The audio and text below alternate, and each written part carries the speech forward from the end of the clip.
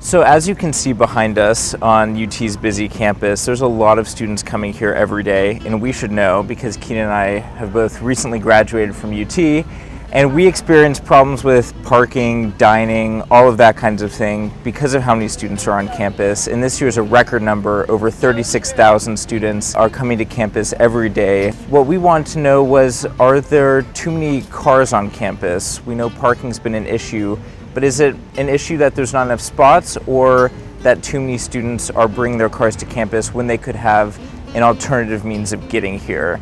So we devised a little experiment to see if it was faster parking or walking. I can only park in commuter or metered spots. Non-commuter lots and staff lots were off limits. There was no jogging or running. The first to touch the seal wins the race.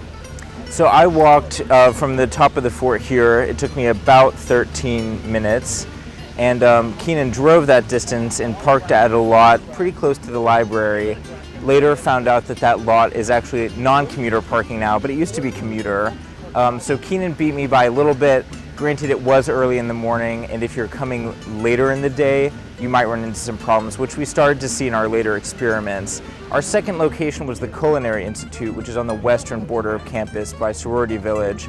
So I had to walk up basically the whole length of the strip, which took me quite a while, over 25 minutes, and Keenan parked in G10. Which for me was a very pleasant drive along Neyland Drive on the outskirts of campus. I got to see the river. It was great, but I was able to find G10, which is between Thompson Bowling Arena and Neyland Stadium, and park pretty quickly, and then start my walk over here. In all, it took me about 18 minutes or so, which was a far cry from Daniel's 25. So the university is now offering economy parking from the Culinary Institute, and I would recommend that if students get an economy pass that they take the T-bus instead of walking the whole way, because it did take quite a while, and I also got interrupted by a train. For our third experiment, we started from 303 Flats, south of the river. That's an apartment building where a lot of students live, and the reason we chose it is because we wanted to see if a student lives south across the river, if it's worth it for them to drive, or if they should just go ahead and walk or bike. At this point, it was already 9:45, and when we checked the Tennessee Life app, we saw that most commuter garages were already 90 or 95% full by that time. And driving, I got on campus in 6 minutes, but G10 had a sign out front that said their lot was full. I drove over to Volunteer Boulevard Garage, and their sign said it was full.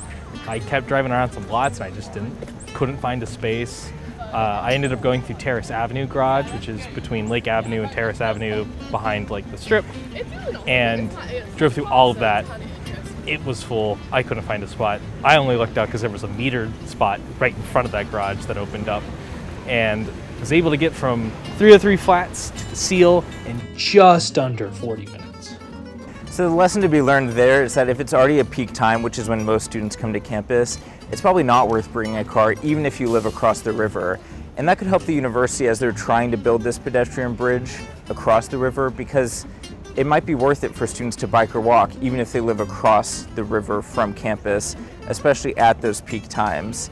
But in addition, outside of this like 2-mile radius that we tested, it really doesn't make much sense to try and walk that, just because of all the inclines and the way the traffic can be and the sidewalks that are there or non-existent around Knoxville and campus. So essentially you can walk within this section, but it also just makes more sense to drive at a point.